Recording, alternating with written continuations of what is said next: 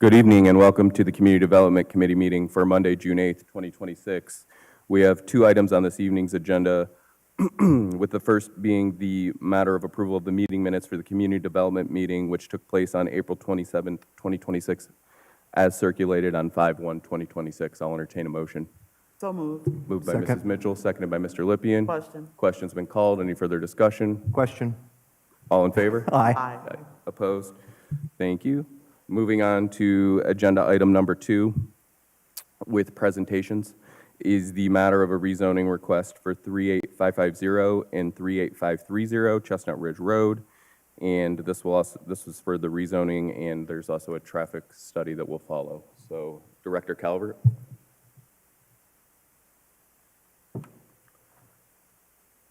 Good evening. Thank you. Through you, we wanted to mention we have Love Retail here tonight to give a presentation for what their proposed development is for Chestnut and 57 there, and what their plan is. They've done a beautiful job. We've been working with them behind the scenes before this got to Planning Commission and for Council Committee for consideration for several months, probably over a year at this point. So there's been a lot of thought that has gone into what you're going to see tonight. We have gotten some additional information that we as the city went out and wanted to get our own traffic study completed, as you know. So we have the results of that, which Engineer Schneider will be sharing with you a little bit later. At a high level, and we'll be able to discuss the rezoning that's before you. But I think Love Retail has done a really great job of putting together a presentation that shows exactly what the proposed development is contemplated as right now. And so with that, I'd love to invite Love Retail, Mark Lutner from Love Retail. Thank you.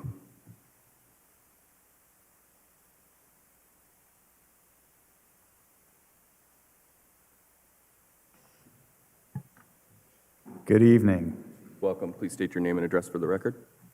Mark Lutner, 6751 Old Banyan Way, Naples, Florida. Welcome. Thank you. I'm principal of Love Retail Development. We develop shopping centers and retail property throughout the Midwest. Appreciate everybody for being here today. Community Development Committee, city members. The purpose of this request is to rezone the property from residential 1 district to commercial district so the site can be developed as a coordinated retail and service hub that better reflects the character and future needs of this corridor. Slide presentation here. I'll give you a quick overview of the development. The proposed development, which we are calling Chestnut Row, is intended to create a strategic retail hub on a highly visible corridor site. The plan includes a mix of restaurants, service, fueling, and convenience uses, including national restaurant users, Chick-fil-A, Chipotle, Panda Express, along with service and convenience users, Take 5 Oil Change, and Circle K. This will be a planned development with proper access management, traffic improvements, landscaping, buffering, and a site design that will be reviewed and approved through the city's process. A key part of the plan is improved access, including a new signalized entrance, and limited access design for certain users so traffic movement is safer and more efficient.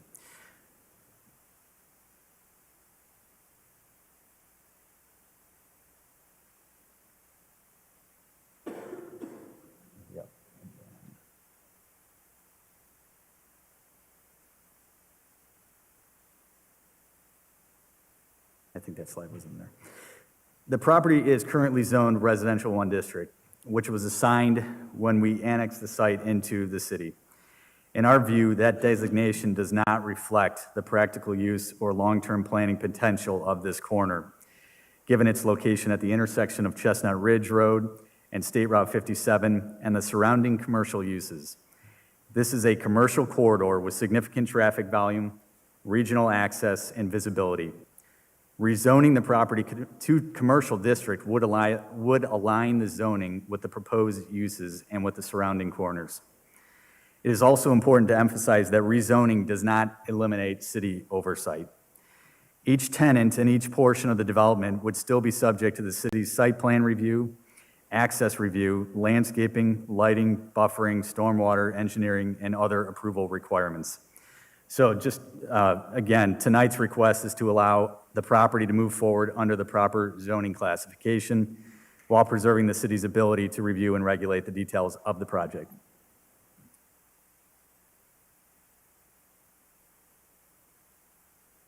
One of the most important points we want to make is that the traffic challenges in this area already exist today. The 2026 traffic study, as commissioned by the City of Elyria, identifies significant existing congestion and capacity constraints near Chestnut Ridge Road and 57. There are already morning and afternoon backups that can reach Dewhurst Road and Chestnut Commons Drive.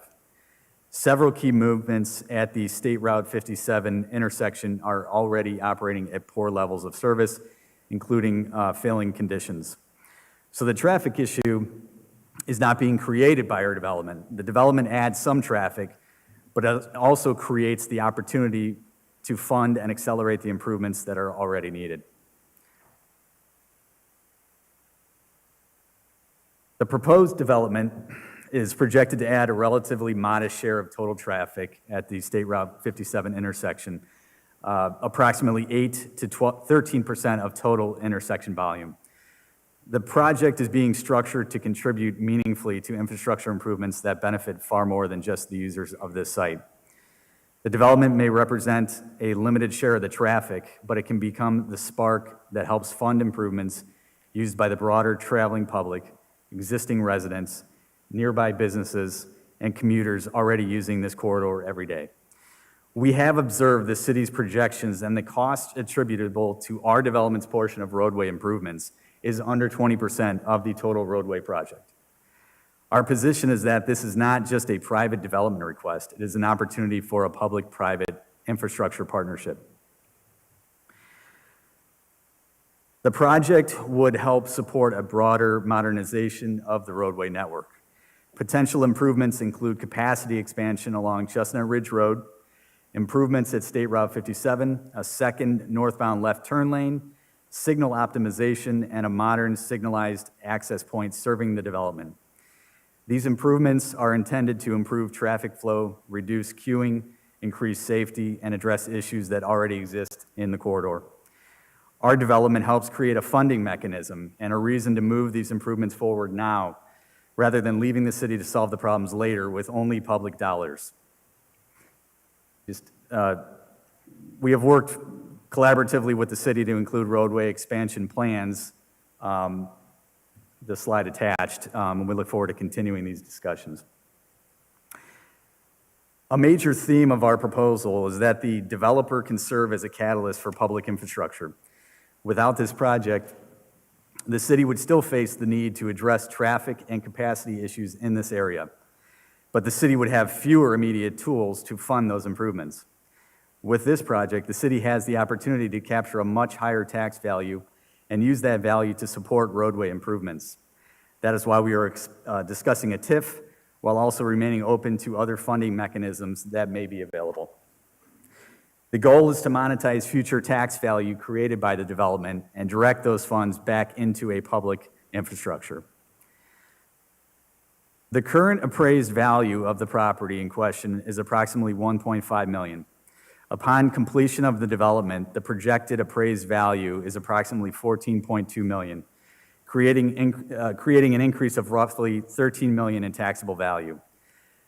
Based on the analysis in the presentation, the annual property tax generation could increase from $3,700 per year to over $260,000 per year. One option that we have proposed and looked into under a potential 10-year TIF, 75% structure, the project could actually generate upwards of $1.68 million in bondable revenue over a 10-year period. The key point is that our project turns underutilized land into a long-term tax engine that also pays for public improvements today. We are actively exploring creative and collaborative funding options in conjunction with the City of Elyria. The development will not just serve the tenants on our site. It will improve the surrounding infrastructure and create benefits for the broader community. In addition to roadway improvements, the project would create broader economic benefits, including construction jobs and permanent service sector positions. It also represents more than $2.5 million in public benefit, including roadways, signal, landscaping, and infrastructure enhancements. Beyond that, the project would bring strong national operators to Elyria, increase commercial activity, generate additional property tax value, and contribute to the city's long-term economic health. In summary, we believe this rezoning request deserves support for 4 main reasons. First, it helps address existing traffic failures by creating a funding source for infrastructure improvements that are already needed. Second, it benefits taxpayers by leveraging private development and new tax value to help pay for public improvements. Third, it is an appropriate rezoning for a commercial corridor. The current residential 1 zoning does not reflect the practical future of this site, while commercial district zoning better aligns with the surrounding roadway and developments. Fourth, it strengthens Elyria's long-term economic base by adding approximately $13 million in new property value, attracting high-quality national operators, creating jobs, and generating future tax revenue. For those reasons, we here respectfully request the committee's support for the rezoning of this parcel from residential 1 district to commercial district. Thank you for your time and consideration, and we're here to answer any questions you might have. Thank you. To keep matters in order, we're going to stick to the rezoning and then with traffic study to follow. So I'll entertain comments from committee or council members at this time. Any questions or concerns from members of the committee or council members? Mr. Lippian. Thank you. Through you, Mr. Schneider. As a brief point of departure question, can the committee clarify, because we have a lot of members of the public here today, can the committee clarify how public comments are being incorporated into the final decision on the project? Because I know sometimes residents speak in committee, for example, but we also do have it coming to council. I know that the committee put out a statement, but for everybody here. Yes, the committee will not hear public comment tonight, but there are 3 opportunities: July 6th, Monday, August 3rd, Monday, to speak at the beginning of the council meeting. And then if it were to go for full reading, that would be on September 8th because the matter has to go for 3 readings. So it will be open for public dialogue at that time. And you can reach out to any of us at any time via call, phone or email if you have any questions or concern in advance. And the public hearing will be advertised and notified.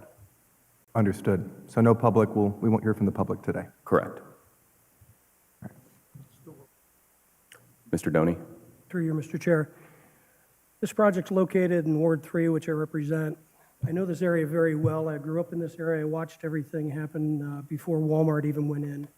And as I've watched it grow, I've seen a lot of mistakes happen with the traffic and everything else that goes along with it. One problem that I have with only discussing the zoning tonight is that's just the first piece of the puzzle. So if we approve this and then we have commercial property going in there, we're pretty much stuck with having 9.7 acres of commercial property sitting there, and now we still have the traffic issue at hand. Now, I live on Chestnut Ridge Road. The presentation's nice. They talk about occasionally traffic backs up to Defiance during the high peak times. Well, it doesn't just back up to Defiance during high peak times. It backs up to Pemberton, it backs up to Alexis, and it backs up to South Abbey Road.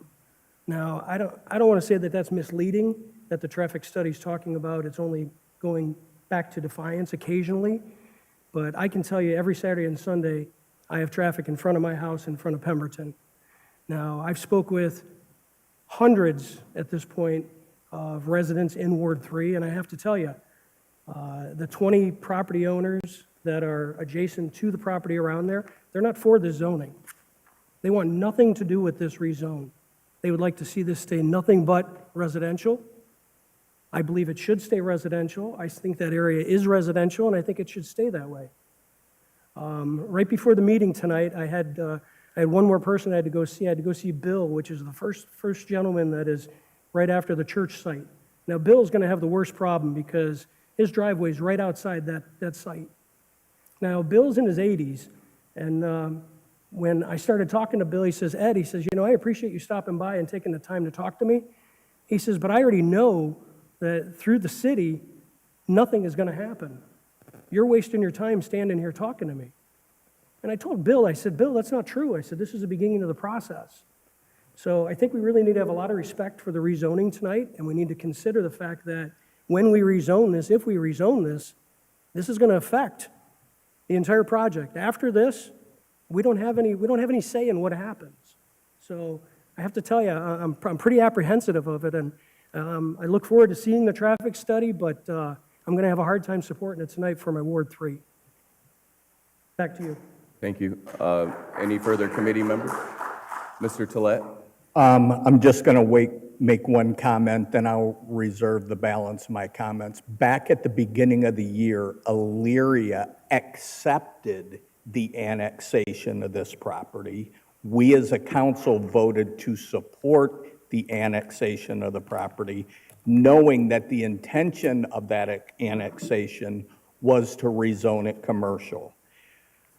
For us to go back on our word now, knowing that we had to address, we all know we have to address the problem at Chestnut and 57, which we'll get into here in a minute with the traffic study, but we all have to remember that this council accepted the annexation knowing it was going to be a commercial property.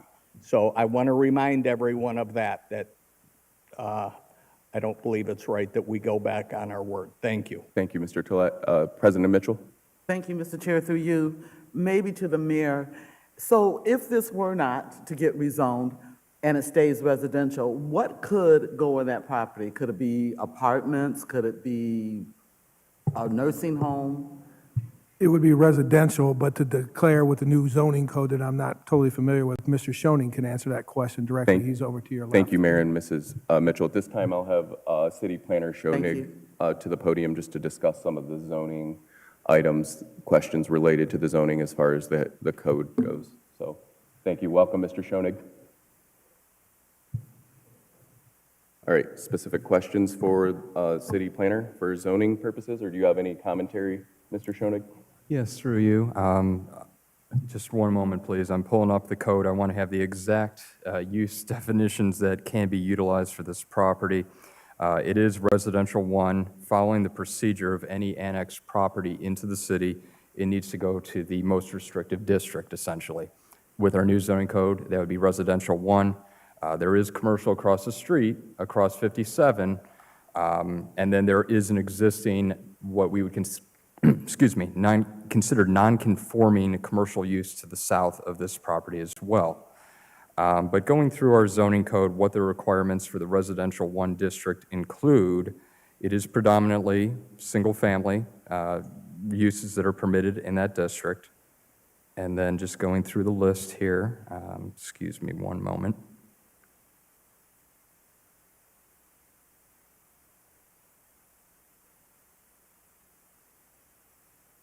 As we've switched the zoning codes, trying to commit this to memory at this time, my apologies.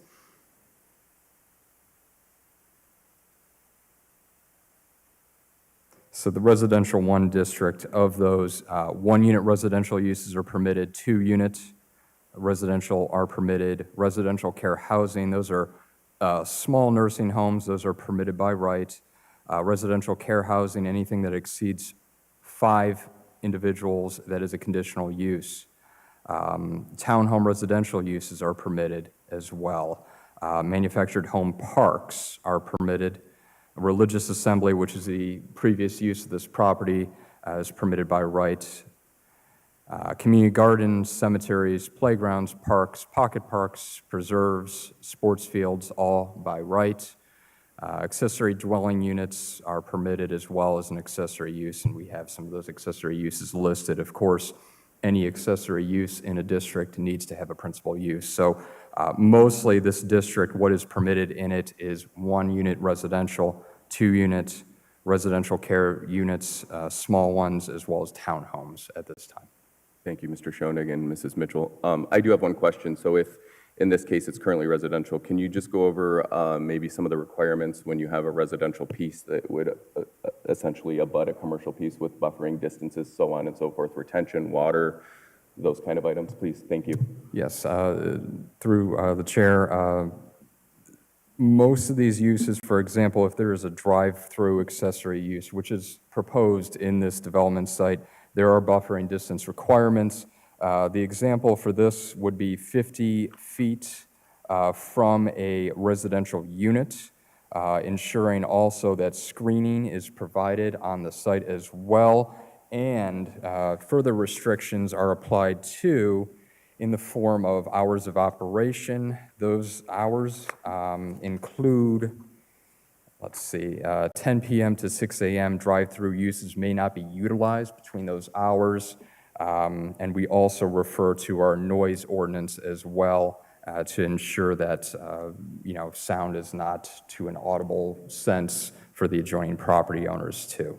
Additionally, bypass lanes are provided too in that. So there are requirements overall for screening for anything that abuts a residential use that is commercial, anything in the form of, year-round plantings, landscaping, as well as fencing is required for anything that does abut that. So that does provide some sort of buffer between the commercial uses and the residential uses. Thank you. And then one further question. This is just for the rezoning. Can you also touch base on the fact that they've given us basically a schematic of what their plan is? We would also see, but would it come before Planning Commission and the committee again for the actual subdivision approval plat? Yes, so the preliminary subdivision is a function of our Planning Commission singularly. If the applicant decides to move forward, if this is hypothetically approved for rezoning, they would need to go back through Planning Commission for the preliminary subdivision. So this project will come before us again if it were to proceed with rezoning. Any other further comments from council or committee members? Mr. Lippian. Oh, Law Director Deary, and then Mr. Lippian, sorry. Through you, Mr. Chair. So in speaking with City Planner Schoening, based on the size of this, the subdivision would likely not come back before council, but it would, if I understand correctly, but it still does need to get the approval of Planning Commission. Is that correct? That is correct. So it is what would be classified by the state of Ohio as a major subdivision. It would go through Planning Commission, and if they were to approve it, then they would have to proceed with the detailed subdivision plan. The final plat is what would reach City Council, a late stage in the game, of course. Thank you for clarifying. Mr. Lippian. Thank you. Through you, Committee Chair. Quickly, before I speak to it, I just wanted to say in reference to the passage of the annexation, Mr. Tillett's correct. It was passed for commercial development on Chestnut Ridge Road. I do think it bears repeating, though, that in the record, the previous tenant of the Ward 3 council seat opposed it, though she didn't stand on the committee. And at the time, she said additional commercial development would only exacerbate traffic problems. She said she doubted that any traffic study would provide any real insight or solution to the issue. And she said, quote, "I'm hopeful that the new owners of the property do not put in a commercial subdivision. Unless someone has a magic wand to fix the traffic over there, it's just going to be a nightmare. I realize we're not going to stop the annexation, but it's not the right place for more commercial development." Of course, when it went to council, it passed in an 8-2 vote, with myself and her voting in the negative. So all that being said, just to make sure that we're getting the full historical context here, I want to talk, who is the best person to address questions about the traffic study? We'll get into the traffic study next. I'm trying to keep the zoning and the traffic study a little separate so it doesn't create confusion. So if it's a traffic study related question, let's hold them until we receive the traffic study, please. Yeah, I'm happy to do that. Is that it? Yeah, I'll Okay. hold my questions Oh, until the okay, traffic thank study you. comes up. You're welcome. Any I have- further comments from council members or committee members? Mr. Doney? Oh, and then Mr. Schoening, sorry. Mr. Schoening, what course of recourse do we have? Say it goes back to Planning Commission, say they want to put arborvitae's up well, arborvitae's are not going to protect against the drive-through, the headlights, this, that. What recourse do we have in saying, well, we don't want that, here's what you have to do? If we already rezone it and they're allowed to be there, where Through the do we chair. stand then? So through the chair to Councilmember Doney, each of these outparcels that you see, they would need to go through our design review process for an evaluation of whether this is in more of a detailed perspective for planning purposes, to look at the parking, to look at the lighting, to look at the dumpster location, screening requirements, fencing, et cetera. We would analyze that and determine if it meets the intent, the purpose and intent of our zoning code. It gets very descriptive as to the height requirements and so forth. That also involves our design review guidelines as well, which are in the process of being updated. So administratively, staff would take a look at this. If it does not meet those, the intent of that, the applicant would either revise their plans or they would seek a variance through our Board of Zoning Appeals, and it would be up to the determination of our BOZA, Board of Zoning Appeals, to make to vote whether to approve a variance or not of those requirements if they deviate from them. Thank you, Mr. Schoening. Yeah, Go ahead. Follow up, please. So what happens in the fact that they say they don't want to, they come up with a plan, but the residents aren't happy with it? Do the residents have any more say after this? Because it doesn't go through council for the subdivision now, so we won't have anything to say about it. We won't have our opinions. So will they have any opinions on that? I mean, the person next to Chipotle with the drive-through, right now they have a residential house. Now, I have to tell you, if I'm sitting there at 9:30 at night, because they're allowed to be open till 10, I'm not going to be happy about that till 9:30 at 10, listening to my Chipotle order. Through the chair to Councilmember Doney, yes, so they would be noticed properly. Any sort of variance is noticed per law to any of the adjacent property owners as well as across the street of the subject parcel. So they would have an opportunity to speak on the variance in any opposition that they may have. That, of course, would be much later in the game following any sort of approval for rezoning or final plat, so on and so forth. That would be much later, like I said, with the design review process. So they would still have an opportunity to speak if they have concerns of buffering requirements and so forth not being met. Of course, too, the applicant, the developer, they would have the ability to revise their plans to meet our code. If they don't, though, and they still want to seek a variance, the adjoining property owners would be noticed as well, and they can speak on the matter then. Thank you. Thank you. Any further questions on the rezoning? Oh, and Law Director Deary has one question for Mr. Schoening, and then I'll let you take in. Sorry about that. I didn't catch that. I'm sorry. Thank you, through you, Mr. Chair. Mr. Schoening, this application was submitted in March. The city's rezoning overhaul, if you will, went into effect at the beginning of May.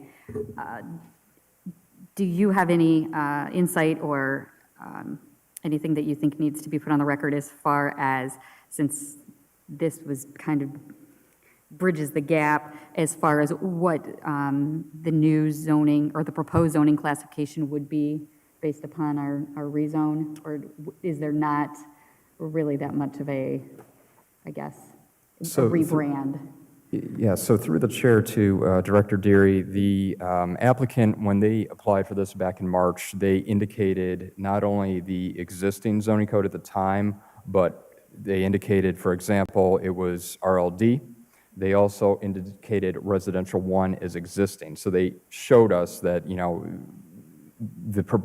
it's a very weird time with the zoning, unfortunately, as we've had this gap or this change in the recent months. So they have indicated on their application that the intended zoning district could be either BAO under the old code, business, automotive oriented, or commercial.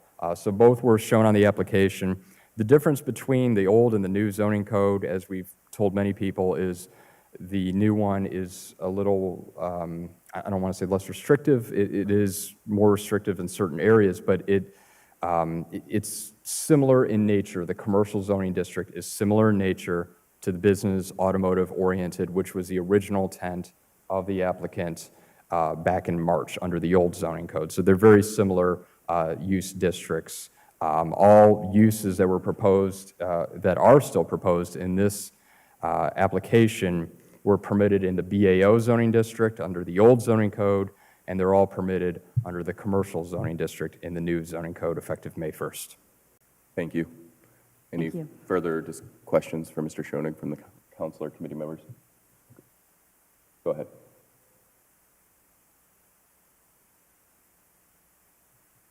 Oh, please state your name and address for the record. Oh, your mic's off. Oh. You just push the little button right there. Oh, yeah. Thank you. Thank you. Is it on? Can you hear me now? I can't see the power button. Okay. Okay, you're good.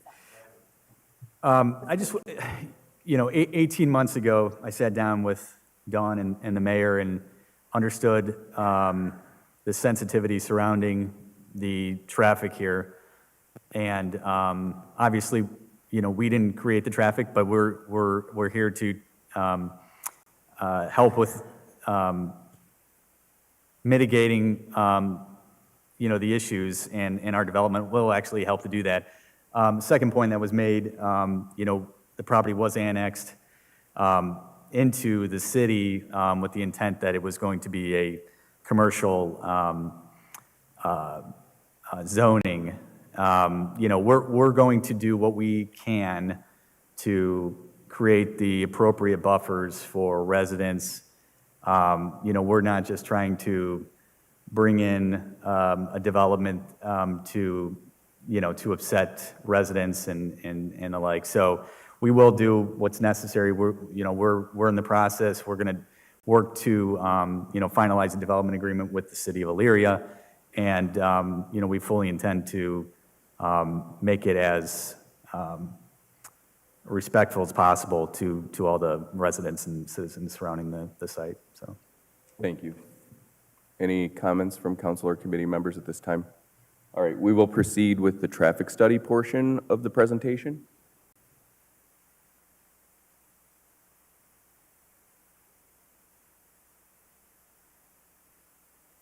Welcome, Engineer Schneider. Thank you, Madam Chairman, Mr. Chairman. With me today is GFT. They are our consultants as far as looking at the traffic study out there at Chestnut Commons. They looked at not only Chestnut Ridge, Chestnut Commons, so they looked at the whole entire area as a whole. What you'll hear is, as part of this, they don't just go out there and look at just today's traffic, they also forecast it out for a 20-year cycle. So there's a lot of thought that goes into it, a lot of additional traffic that's currently not there. So there is, it was looked at comprehensively on the city side. And with me is Susan Patterson. She will be giving the presentation, as well as Al Beal to go over and answer any questions you may have. Thank you. Welcome. Please state your name and address for the record. Yeah, my name is Al Beal. My home address is 5968 Churchill Way, Medina, Ohio. So unfortunately, I don't live in Fort Lauderdale or wherever this gentleman lives, but we do have offices, GFT, in Cleveland, located in downtown Cleveland, 1100 Superior Avenue, which is where both myself and Susan works. Before I turn it over to Susan, who's one of our stellar traffic engineers with our firm, who did this study on behalf of the cities, I just want to point out to the council that our firm, even through our previous name of Trans Systems, has a rich history of doing business with the city of Elyria.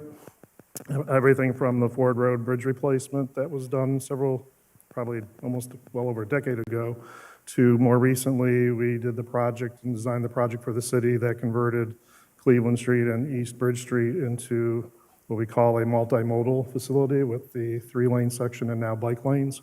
So again, I feel like we have a rich history with the city. Prior to my working for this firm, I actually worked at ODOT, District 3. And in those years that I worked at ODOT, I worked quite extensively with the city. So I really wanted to just point out to you that we're not foreign to the city. We've worked with the city for numerous years on different projects, and I wanted to lay that groundwork before we turn it over to Susan. The other thing, as John mentioned, is whether this development comes in or not, we were scoped to look at the traffic conditions as they are. Even in the quote-unquote no build, we all know that there's some congestion issues that are going on out there. And so our study looked at it comprehensively as to what that would look like even if this development doesn't move forward. There's certain improvements that need to be made out there. I think we all recognize that. And then, as John also mentioned, I'd like to reiterate, because if you're seeking potentially in the future federal funding, we approached this on the premise of potentially going after federal dollars.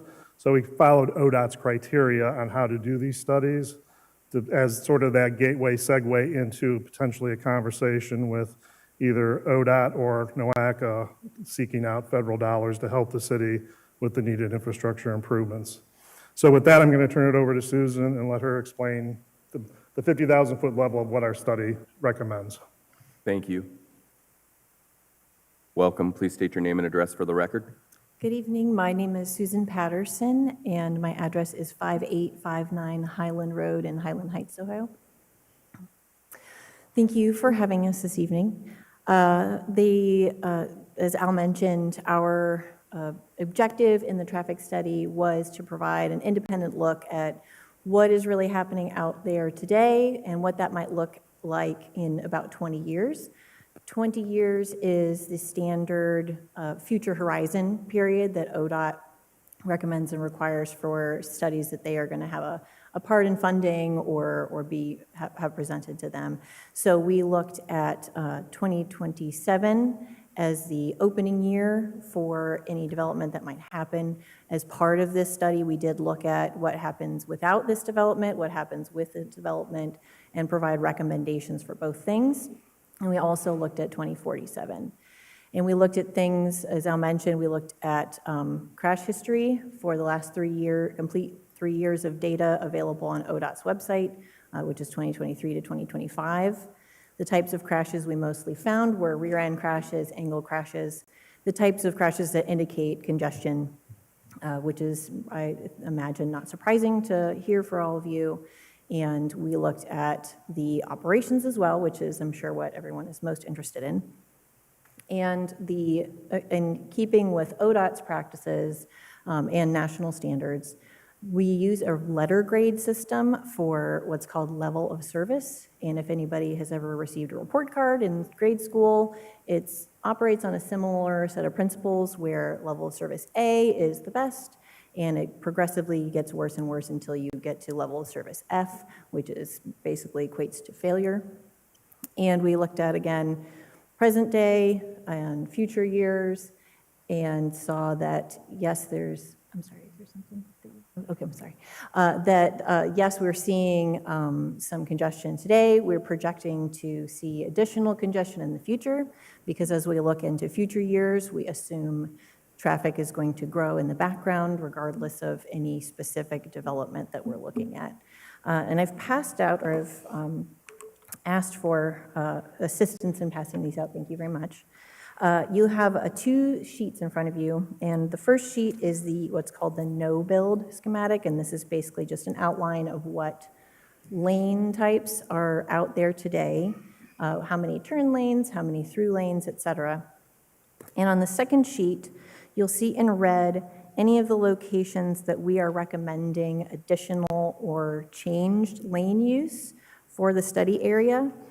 And really the main gist of the study is that we are seeing some congestion, and one of the primary movements that we were seeing in the raw data, we went out and we collected traffic data on weekday with video cameras. I don't know if anybody happened to notice when those went up. We collected video data, looked at the number of vehicles, projected that into the future, and that's where all of our data came from. And what we noticed primarily was that one of the primary movements is in and out of Chestnut Commons to get to and from 57. Again, I assume that that's probably not news to most of you, but that's one of the primary drivers of some of the congestion that we're seeing. We're projecting increasing traffic both on 57 north and south itself, as well as along Chestnut Ridge Road into the future as well, as the area just continues to grow naturally. And so some of the recommendations that we have, if we look together on this second page, really involve widening Chestnut Ridge Road and providing some additional turn lanes throughout the project area. And I can answer specific questions about that if you are interested. I want to keep this really high level right now. But in addition to some additional lanes, we also are recommending changing some of the signal timing at Chestnut Commons Drive. Right now, the southbound direction coming out of the shopping center operates on its own phase of the cycle. We call each turn is a phase. And then the northbound operates on a separate phase. So they don't enter the intersection at the same time. And what we can generally see in traffic studies is that when we have that condition, we can lose basically some efficiency in the cycle. And part of that is based on how the lanes are configured today. So one of the recommendations in here is some additions or changes to that exit from Chestnut Commons onto Chestnut Ridge Road to sort of free up the signal for some changes there. But mostly it is adding some lanes, an additional northbound left turn lane on 57. And there was a graphic earlier from the original developer study that we were provided for reference as we were preparing our traffic study. And we had some differences from what they had found in their study, but primarily still widening, adding additional turn lanes. When we were preparing our study, we did try to find as many unique ways that we could resolve some of these problems as we could. Unfortunately, things that like roundabouts or restricting left turns and having people do U-turns on 57, we're kind of beyond the point of traffic capacity where those types of solutions will really help and be efficient or safe. So some of those types of unique solutions were not really going to be feasible for this particular site, which is why you're seeing a lot of additional lanes in all these little bubbles that we have on this sheet here. So that being said, that I can answer any questions that you might have. These recommendations on this second sheet were what we found to resolve most of the issues in terms of level of service and using those ODOT criteria. Obviously, this is just at the planning stages now, so certain aspects of the study, we haven't addressed, as such as when we merge those lanes back down and how far those impacts might reach east and west. I'm happy to answer any questions I can. Sorry, my mic was off. Thank you, Ms. Patterson and Mr. Beal, for your presentation. At this time, I will entertain commentary from committee or council members. Mr. Armstrong, did you ever? Mr. Doney? Through you, Chair. So we talk about how this new development's going to help our current existing traffic situation over there, but one thing I'm concerned about is we're going to start with 6 lanes of traffic on Route 57, and we're going to bottleneck down before we get to Defiance to 2 lanes, which is what we already have. So how is this new traffic infrastructure really helping us if we're just going back down to 2 lanes of traffic? And by the way, those 2 lanes of traffic cut into Mr. Bill's property. So he's going to lose more of his front yard because of the project. So that's another negative that we have on his end. Thank you. So our study limits for the traffic study ended between Defiance Avenue and Stillwater Boulevard. And we were specific in the study to note that and mention that the decision about how and where those lanes merge back down is something that will have to be looked at in future studies as this moves forward, if this moves forward. So that's kind of beyond the scope of. Thank you, Mr. Doney. But at the end of the day, it's 750 feet from 57 to before Defiance. And to me, that just looks like a parking lot. Common sense, I'm just looking at this and I'm thinking to myself, this is no different than when Walmart went in and we were narrowing lanes and we would add a lane this year, and then next year we'd try another problem, and we'd try another little solution. And I just don't understand how 6 lanes going down to 2 in 750 feet is going to solve any problem. So if it's not going to solve the problem, that's fine, but just don't pose it as, as the developer posing that, hey, this is a great thing for us. Because I'm just not seeing that end of it. I'm sorry. Back to you, Chair. Thank you. Mr. Armstrong? Through the chair, I'm not on this committee, but I do have a question as I look at this map. I'm kind of concerned why isn't Dewhurst on here? Did y'all take in consideration of how jammed Dewhurst gets also over there? Because it gets real over there, and I'm just not seeing it on here. Like, is there no plans for the people getting out of Dewhurst, or? That was,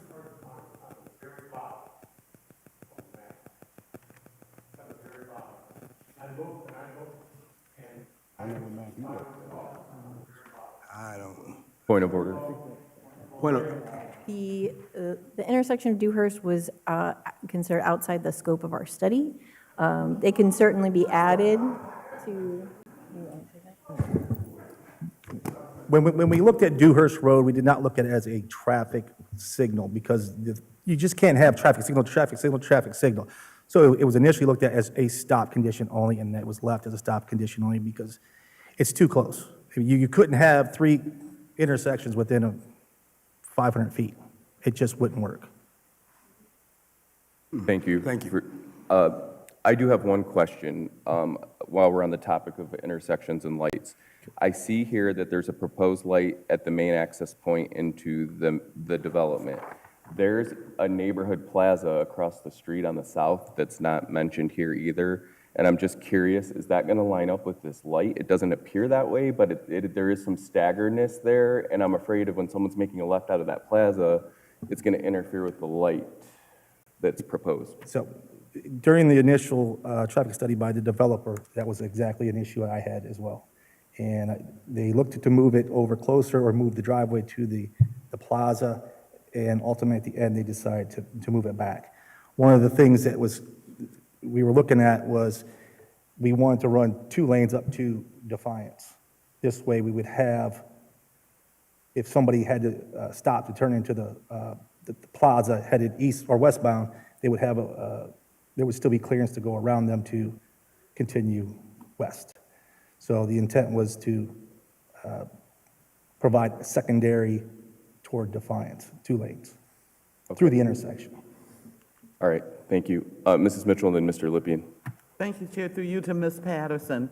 When you were looking at the traffic study, did you identify specific times of the day where the traffic appeared to be heavier in that area?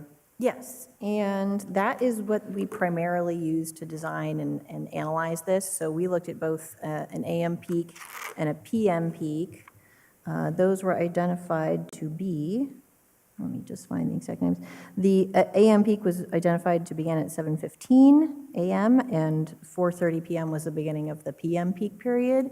So all of the level of service operational information is based on those peak times. Usually, and in this case as well, the PM peak is usually the heaviest volume, and that we found that to be the case here as well. Thank you, Mrs. Mitchell. Mr. Lippian? Thank you. Through you, Mr. Chair. To answer Councilman Armstrong's question, I have the map, and it's right down there. It is kind of hard to see.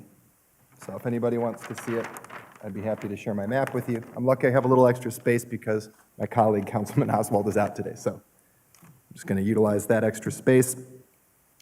I just really quickly would like to clarify that when I voted against the annexation, it doesn't necessarily mean I'm opposed to this project. So that being said, why it would be important for me to assess this, as I have heard from Ward 1 residents, it's important to us, even though this isn't in Ward 1, to protect Ward 1 residents' safety in transit. And the Abbey Road corridor to reach the highway goes through Chestnut Commons, and ensuring that gridlock at the Chestnut Ridge intersection doesn't spill back into our neighborhoods and exacerbate existing safety hazards. What that would do is improve speeding through a lot of the side streets in my ward, therefore increasing risk that the police will have to clean up. So that's partially why, because Abbey Road's a vital Ward 1 bypass, and this project will affect it. So Residents in Ward 1 have reached out to me, and I just have a couple questions, especially related to traffic. So most important question is for the mayor, if I may. If post-construction traffic conditions are materially worse than projected, what mechanism exists to require additional mitigation or improvements, and who would be responsible? Go ahead. Thank you, through Mr. Chairman. Well, obviously, we would be responsible for any adjustments or changes that would have to be made on any failures of the proposed plan. So the mayor's administration would take responsibility? Sure. Okay, very good. The second question I had is when I'm looking at the traffic, I noticed that there was a section in here that talked about a spark from Love Realty, and they mentioned a $500,000 contribution to infrastructure, and that is for the right-in, right-out improvement. Am I correct about that? That's part of the improvements here that would be made to the traffic? That's not our study, that's the other study. Correct, but it's related to traffic, so I kind of wanted to clarify that before I ask my next question. Yeah, there you go. Thank you. Mark Lutner. Yes, we have, as a developer, agreed to a $500,000 special assessment to be utilized towards off-site roadway improvements. Okay, great. Now, I'm back to the traffic study now. So for the traffic study, I didn't get a lot of time to review it. I think it was submitted Friday. But what I did notice is that there's an area in there that recommends reconsidering the right-in and the eastern access due to safety concerns. Is that the same as the right-in, right-out? That Be different. is, in the plan that we had for reference, it was illustrated as a right-in only for the Circle K. If that has changed, then that would, So this is different than the right-in, right-out improvement. this is a right-in drive for the Circle K at the very southeastern corner of the property, of the proposed development. Okay. So this is not the right-in, right-out that we would be splitting the cost of, correct? This is different. I guess for clarity purposes, can you tell us exactly what you're looking at so we can follow along a little better? Yeah, this is for Circle K, and there's discussion about a right-in, right-out to improve traffic flow. But the traffic study recommends reconsidering the eastern access due to safety concerns. So I'm just wondering if the site plan will be modified to address that recommendation before approval.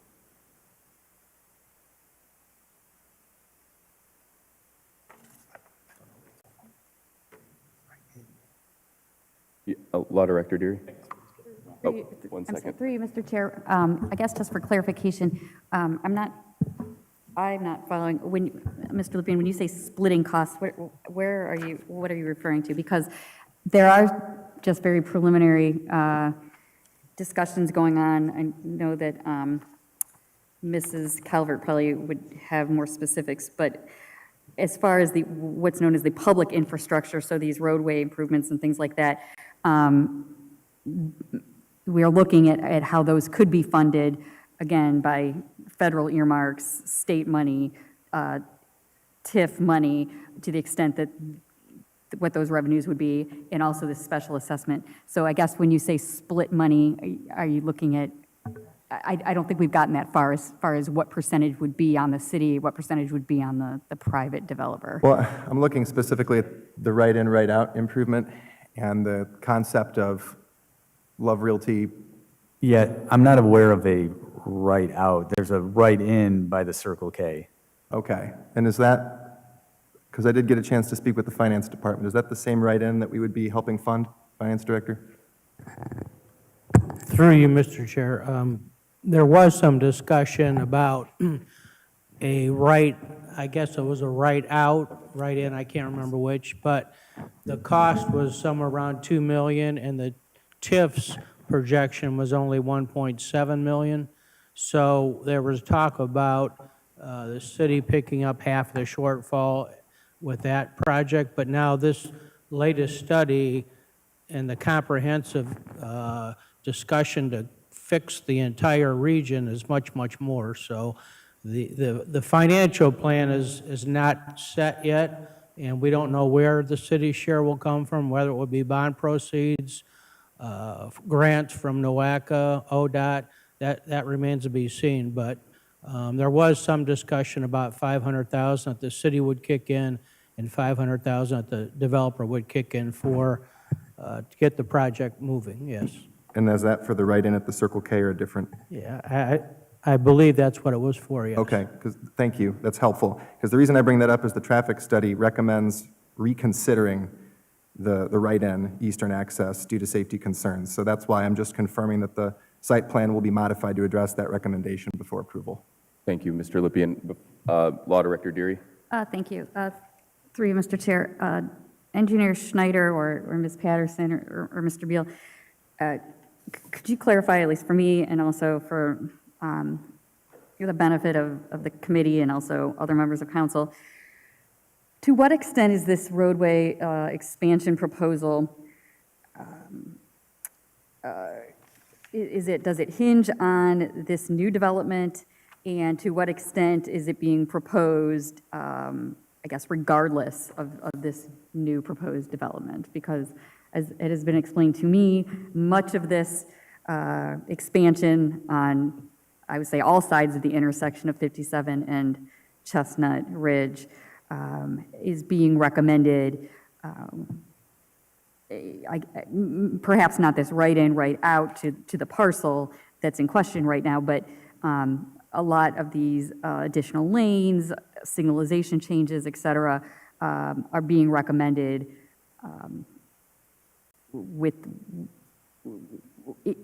whether or not Love Retail moves forward, although there is a big question as to, obviously, time frame of the progress.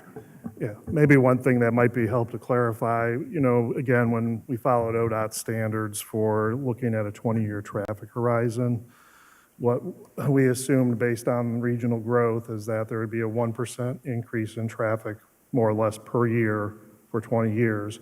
So really what our traffic study is taking into consideration is not just the subjective element you're talking about tonight, but basically all the growth that could occur in this area over the next 20 years.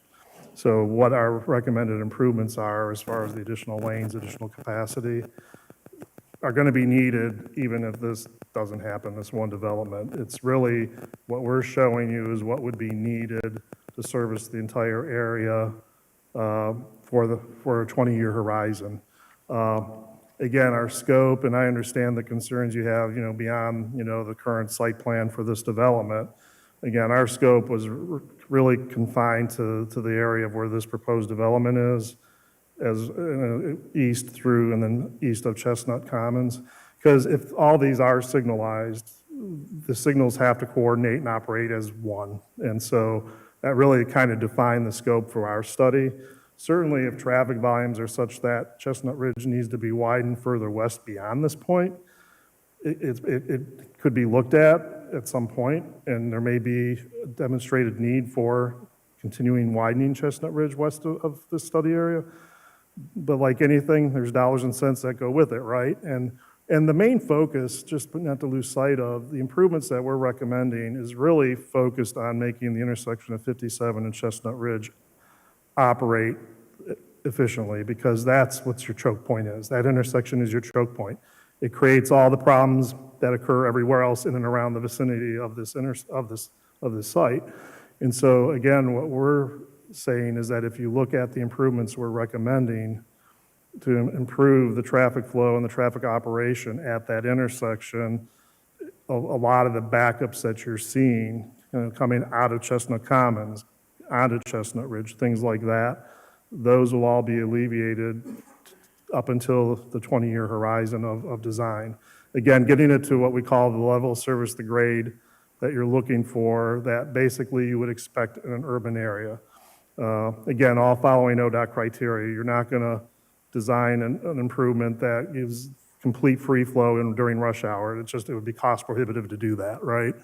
So again, your typical rush hour, this right now, what you see every day at this intersection is beyond a typical expectation of how these intersections should operate during rush hour. That's why you have all the major queuing that you see northbound going into the left turn lane, coming out of Chestnut Commons.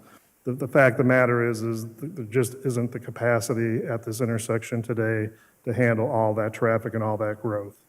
I think it's important to even recognize, because we do the 20-year horizon and we base it on growth factors that takes into account all this development, you can't rule out what's going on even beyond the city of Illyria's boundaries. I mean, the development in North Ridgeville and in the townships, that all gets factored into that 20-year horizon, so that, again, when you build this, you want to know it's going to operate not just on opening day, but that it'll operate, as expected 20 years out into the future from the day that the improvements are made. So I hope that helps explain kind of that process, to understand that, yes, we're here tonight because of their development, but this need is here whether that happens or not. And so this is something for the city to think about, moving forward, is what's this going to look like to make the certain improvements that might need to be made, to get this area to operate more efficiently than what it is today. Thank you. John, I don't know if there's anything you want to Law add to Director that, or- Deary, one moment, please. Law Director Deary has a follow-up to Thank the you. original question. Thank you, through you. So I think I just want that information to be, for better or for worse, in the minds of the committee and council moving forward, because it does kind of give a global picture of, obviously, the problem that is there. One of the issues or potentially opportunities that the city has, at least just very early stages, is looking at, is not to get too far ahead of ourselves, but if whatever type of project could potentially be at this site, if there were to be a TIF, what could that money be used for? Obviously, it needs to be public infrastructure. We have had conversations with our Economic Development Council, who has indicated that, yes, TIF proceeds from a project at this parcel could be used for the entire project, or that entire intersection.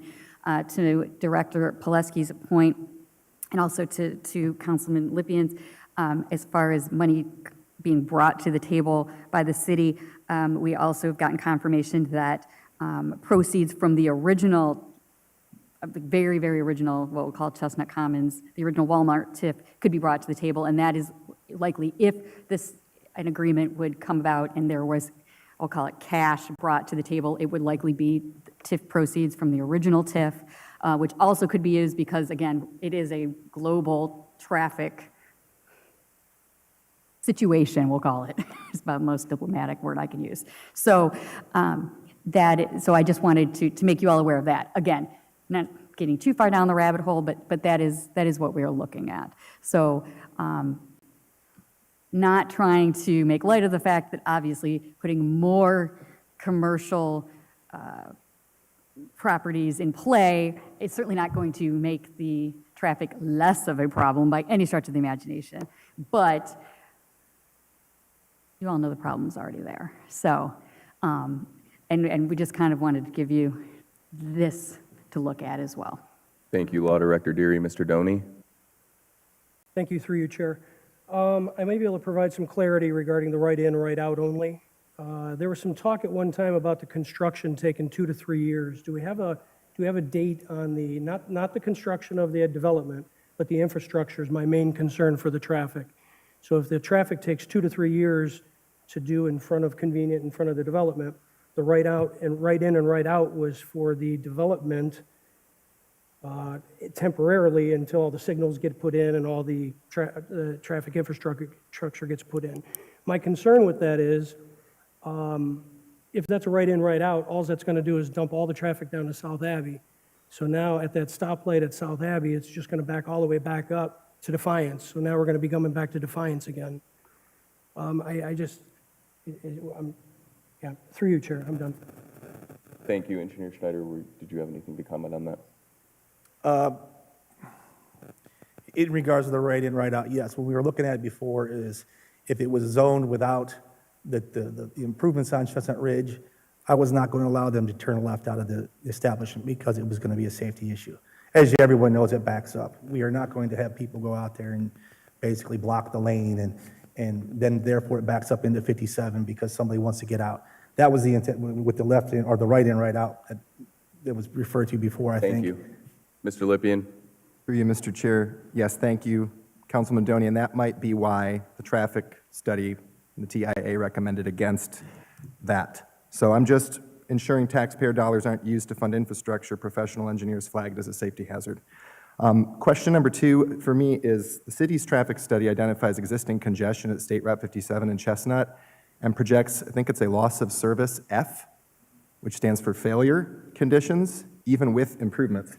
Can you clarify what specific elements of the study are actually being funded through this TIF, and what recommendations are not being funded, and who's responsible for the remaining corridor-wide improvements between the developer, the city, and all that?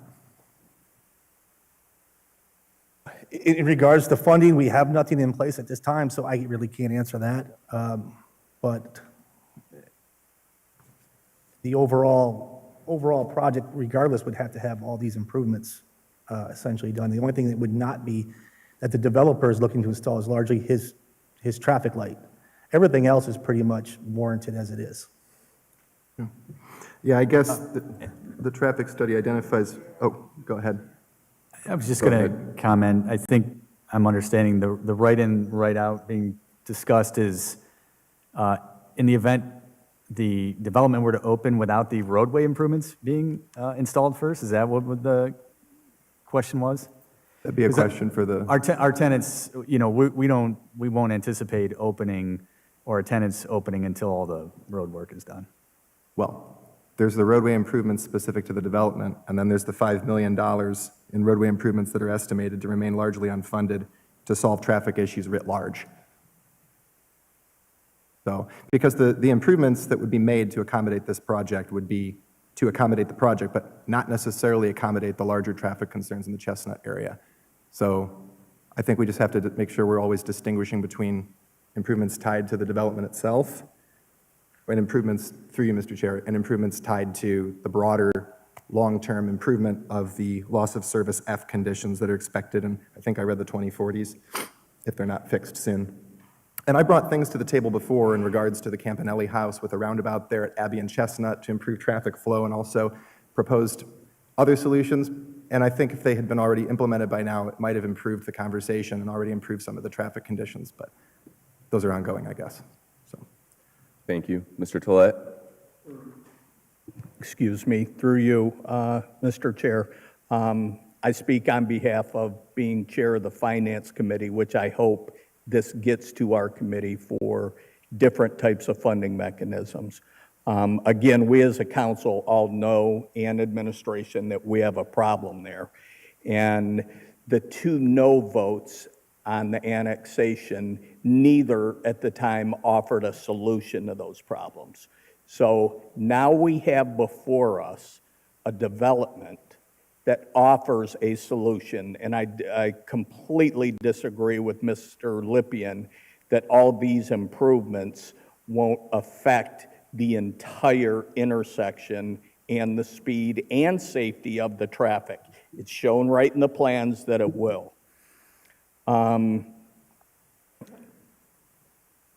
If we don't move forward with this project, it's going to cost the city out of general fund dollars roughly $5 million that we don't have.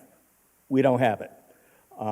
We were fortunate enough to grow from our finance director sent out his report to grow $1 million through the month of May from January 1st, but it's tight, and we can't spend half of our carryover on this project.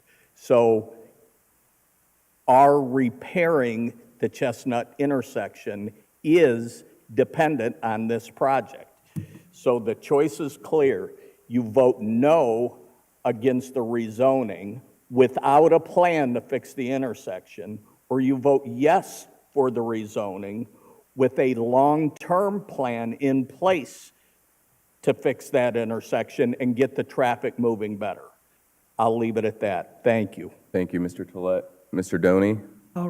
I'll respectfully disagree through you, Mr. Chair. If the development doesn't go through, that means we wait.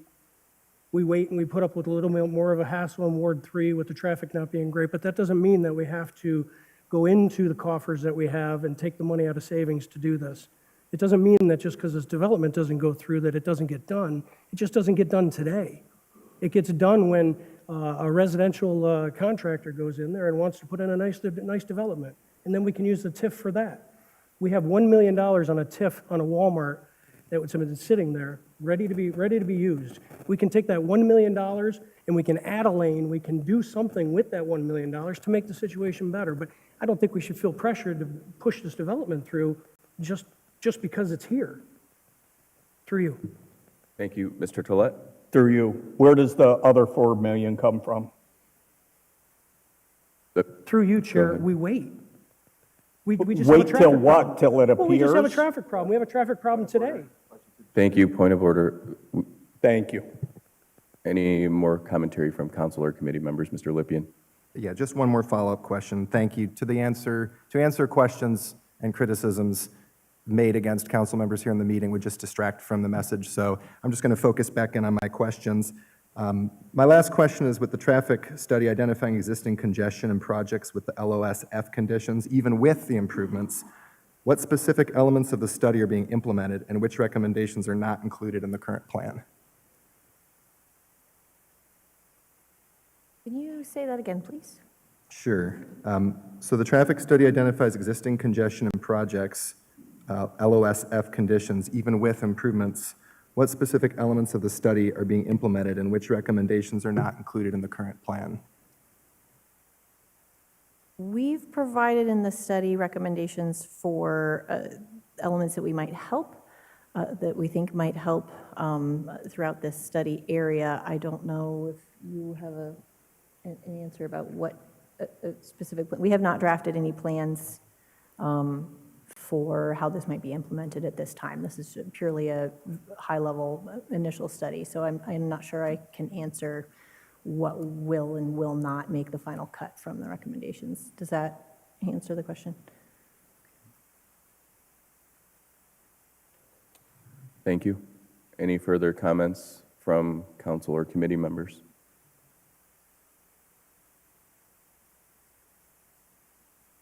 This is for rezoning only. Thank you. Through you, Mr. Chair. I'm just checking to see if we're going to have a conversation about the TIF tonight at all. I don't think at this time, I don't think we have enough. We don't have anything to TIF or any finances, so we have to rezone in order to, and that's just my opinion, the rezoning would have to occur in order to create the TIF, which is going to fund part of it, and there's no, I don't think we are that far into this. It's a rezoning request with a traffic study. And Law Director Deary, go ahead. Thank you. Through you, Mr. Chair, correct me if I'm wrong, Director Calvert, we do not yet have a finalized proposed development agreement or TIF drafts or anything like that to bring before finance and or community development agreement yet. We're still in the process of negotiations, and I believe there's some initial financial projections and things that have gone between the economic development attorneys, but I believe that once the huge question of the zoning has been put to bed one way or the other, you know, I would expect that we'll have details for you all at that point in time. Yes, Thank you, Law Director Deary. Director Calvert, do you have any commentary on that? Thank you. I just would agree. The law director explained that beautifully. We are working to see what this financial plan is, to identify all possible sources to pay for the total project if council would approve the zoning and the, you know, allow us to move forward with the planning for that. It definitely will come before this body again. So we will have the, as been discussed, there will be a TIF agreement in place with Love Retail, but that is for only a portion of this project. So it would not be inclusive of all the improvements that need to be made. However, it would be a funding source to go towards the total improvement cost. So there would, most likely be multiple different revenue sources and streams that we are looking to identify and confirm that would go into the total cost of the roadway improvements. Thank you, Director Calvert. Mr. Lippian? Thank you. So just in reference to that, okay, so we're not talking about the TIF today, but we also acknowledge that the infrastructure to improve the traffic situation probably wouldn't be funded unless it were TIFed. So all that is to say is the TIF is projected to generate roughly $1.9 million over 30 years, while the full traffic solution, that's the principal point of what we're talking about today, is estimated to cost more than $5 million before additional costs. So I'm just trying to determine the public benefit justifies the city's participation in the project. Thank you. Mr. Tolet? Mr. Pileski, please stop me if I say something out of order, because this vote is only on the rezoning, not the TIF. But there, we have old TIF funds, I'm going to call them old TIF funds, available to the tune of roughly $250,000 a year. Is that an accurate figure? Through you, Mr. Chair, you're referring to the original Chestnut Commons Correct. tax increment financing project? Yes, the bonds are completely paid off. Right. We had 15-year bonds, they're paid off. It's a 30-year TIF. So we entered into a new agreement with the Midview Local School District. So we are sharing, not equally, but we are sharing the TIFs that are coming in over the next 12 years with the Midview Local School District, and we are able to keep a portion of that.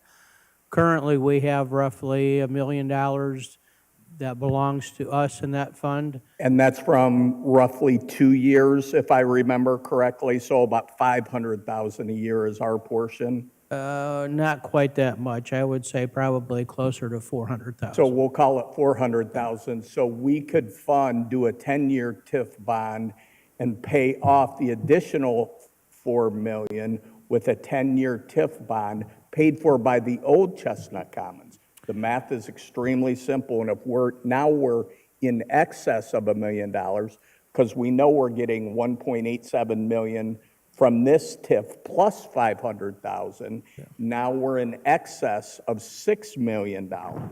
That's a possibility. I would hope, though, that, the estimated cost of the project is currently around $5.2 million. Right. Not including right-of-way acquisition, not including design, not including utility relocation. Correct. So it's going to cost more than 5.2. Correct. I would hope that we can, do some investigation, hopefully be awarded grants from NOACA or ODOT to help us with the 4.2 shortfall, but that remains to be seen, and that's further on down the road. Correct. I know we're very, very early that this is rezoning only tonight, but thank you. Thank you, Mr. Tolet. Any further comments from council or committee members? Mr. Lippian? Last comment. Yeah, so I understand that the TIF wouldn't be able to be paid back over the course, but there's more to talk about that as we go. I just don't know that I can support even rezoning a development that increases congestion at a site we know is already a car magnet for accidents, especially when we still have to follow through on mitigating issues at the corner of South Abbey Road and Chestnut. That's all I wanted to say. Thank you. Any further comments from council members? Applicants, any further comments? Traffic, thank you.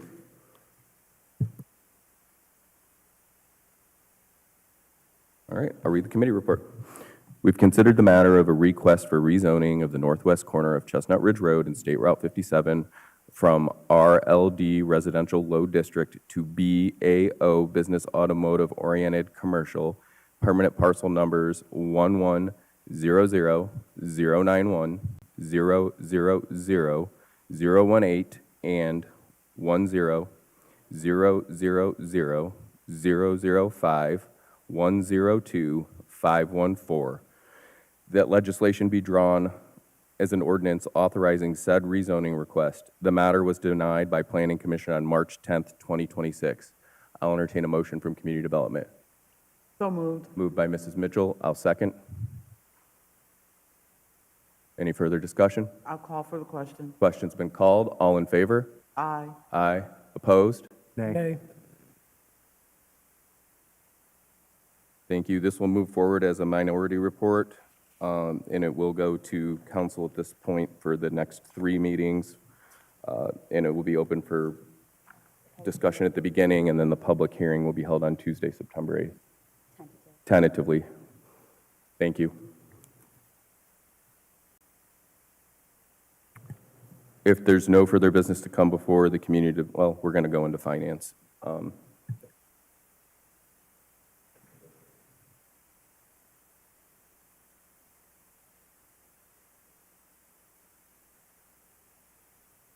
It's two joints.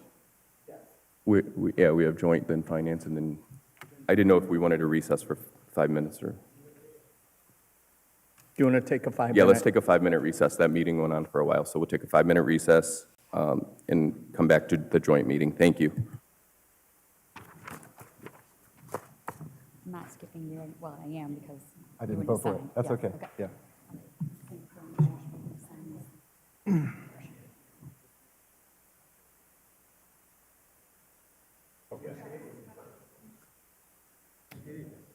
Well, I wouldn't mind if you did, but the chair has the control of that. opposed it, and I want to know,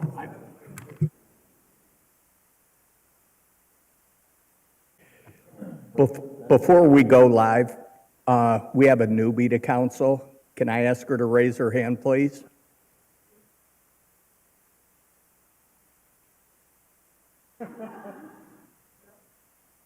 We're not live yet.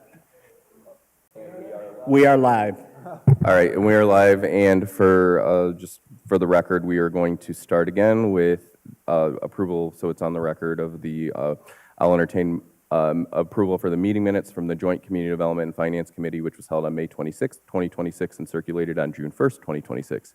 So moved. Moved by Mrs. Mitchell, I seconded it. All in, I'm sorry. Call for the question. Question's been called, all in favor? Aye. On behalf of finance, can I get a motion? Are you guys on community? Motion's been made and properly seconded. Question's been called. All in favor, use the voting sign aye. Aye. Opposed? Motion carries. All right, moving on to agenda item number 2, which is the matter of a community reinvestment area tax abatement agreement with McGregor Landing LP located at 730 Midway Boulevard. This is referred by the Community Development Department. However, Mrs. Calvert will be presenting on their behalf. Welcome. Thank you, and through you. Before you this evening is a Community Reinvestment Act Area Tax Abatement Agreement request from McGregor Landing LP for the construction of new affordable senior housing development at 730 Midway Boulevard. The proposed development consists of approximately 115 residential units for income-qualified seniors and represents more than $26 million in private investment within the city of Elyria. The project will be constructed on currently vacant land and is anticipated to create approximately 176 temporary construction jobs and 4 permanent full-time positions. The applicant is requesting a 75% CRA tax exemption for a period of 15 years. As required by Ohio Revised Code, notice was provided to the Elyria City School District. No comments were received from the Board of Education, and school district approval is not required for this application. Emergency legislation has been requested in order to maintain the project's schedule and comply with applicable state requirements and funding timelines. We have representatives from the applicant present this evening to provide an overview of the project and answer any questions that you may have. With your permission, Chair, I'd like to invite Kimberly Hurt with CHN Housing Partners and Ann Kahn with McGregor Foundation to present. Thank you, Director Calvert. Welcome.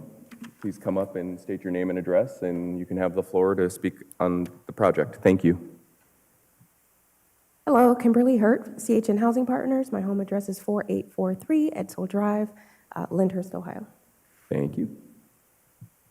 Good evening. My name is Ann Kahn, and I'm the president and CEO of the McGregor Foundation. My address is 14900 Private Drive in Cleveland. Thank you. Welcome. Just give us a brief presentation on your proposal for your plan and so on and so forth. I see you brought it. That's your diagram, correct? Yes, Okay. it is. Thank you. Thank you, Chair. We'll keep this brief, but I'm happy to answer any questions.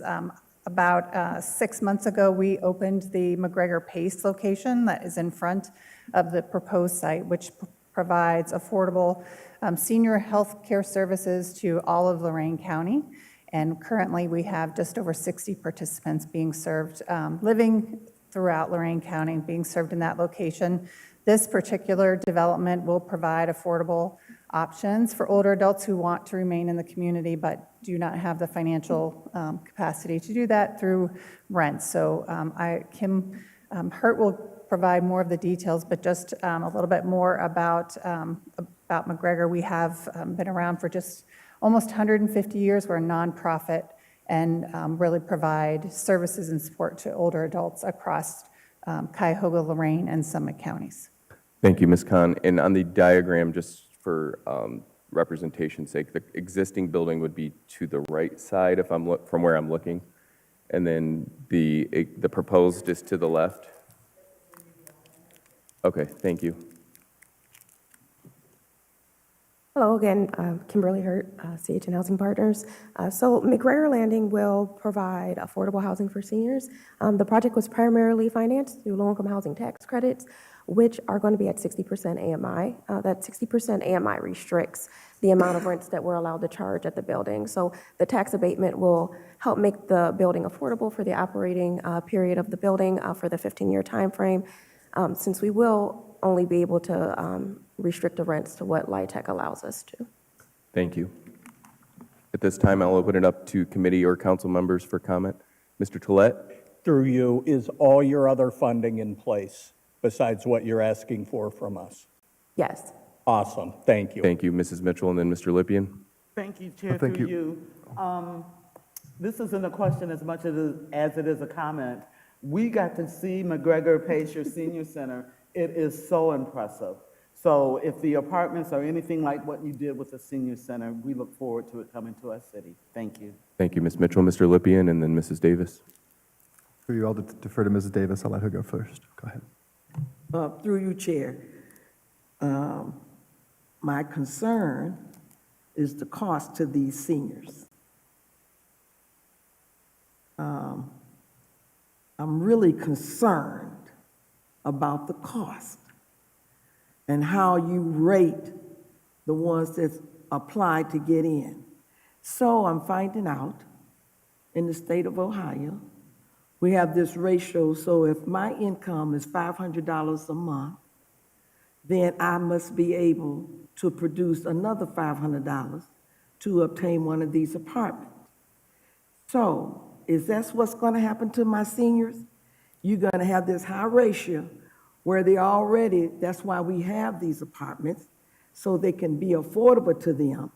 And then all of a sudden we see this cap on them, where it's taking them over the top and they can't afford these apartments. Thank you, Mrs. Davis. Through the chair, you're absolutely correct. There is a significant challenge in affordable options for older adults.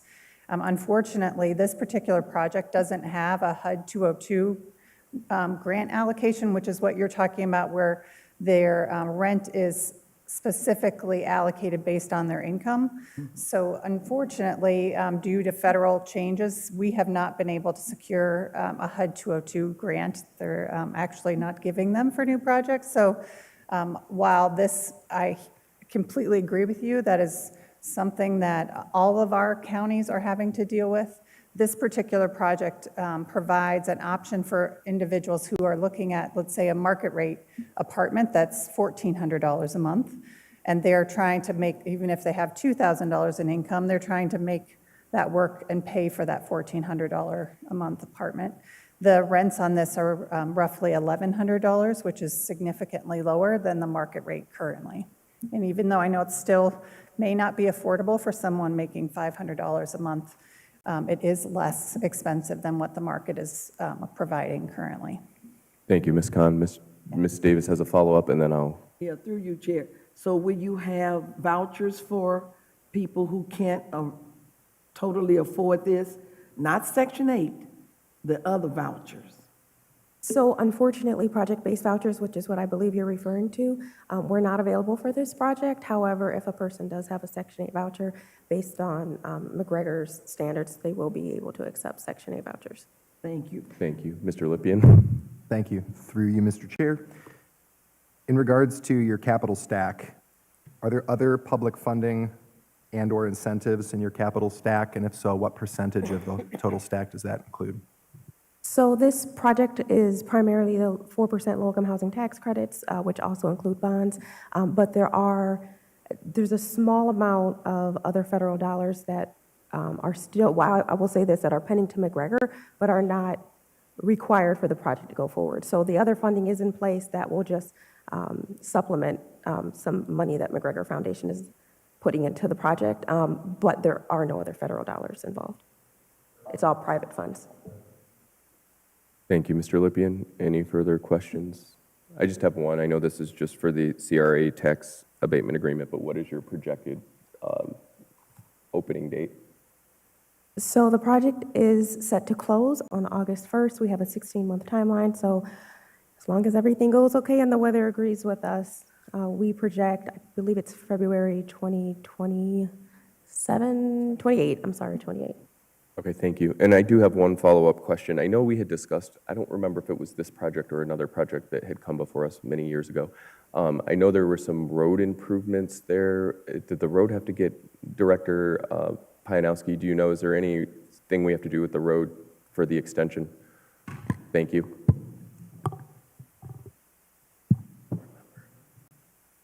I would ask Engineer Schneider to maybe come forward and give us the current status of that. There was a road that was somewhat unfinished, and so there was some conversation that when the second phase went in, it would go further down that unfinished road, so there might have to be some work done. The Thank current you. status of that, I think that Engineer Schneider can probably give us a current update. Thank you, Mr. Schneider. The question was just about the road structure with the expansion happening, because I think we had this discussion once about the road only went so far after the plaza. I just want to make sure they have enough room with the street improvements. Thank you. Yeah, through you, Chair. At one time, the Colonial Oaks was supposed to do a second phase out, or another phase out there, I should say. And the plan was, because it was on the backside, there was only one way in and out of that they were going to improve the road as far as just asphalt. It wasn't going to be fully improved with curbs and everything, but it was going to be not stone, we'll just That was say. for Pikewood? Yes. Oh, okay, then I had them confused. I'm sorry, yeah. That's okay, I just wanted to make sure that this had enough, because I remember having a discussion about condition of the road and width or something once upon a time, and this was close to that, so I just wanted to make sure that where they're expanding to, that the road's acceptable to their expansion point. Through you, Chair, the first phase, when they built the health center, they did take care, they paved the road up to their driveway there. I would think for this one, they would do the same because it is stone essentially. Okay, thank you. Any further questions from council or committee members? Hearing none, I'll read the committee report. Thank you. Thank you. Have a good evening. We've considered the matter of a request for Community Reinvestment Area, CRA tax abatement agreement with McGregor Landing LP located at 730 Midway Boulevard, and legislation be drawn authorizing the requested said Community Reinvestment Area tax abatement agreement. Please note, emergency clause is requested in order to meet state requirements. I'll entertain a motion from Community Development. So moved. Moved by Mr. Lippian, Second. second by Mr. Doney. Call for the question. Question's been called. All in favor? Aye. Opposed? Thank you. On behalf of Finance, can I get a motion? So moved. Second. Motion's been made and properly seconded. Question? Question's been called. All in favor, use the voting sign aye. Aye. Opposed? Motion carried. Thank you. Moving on to agenda item number 3, which is the matter of a request to increase the funding amount for the residential HVAC energy efficiency grant program. And this was referred by Community Development, and Mrs. Alma Bayat is here to speak on this topic. Thank you. Welcome. Thank you, through you.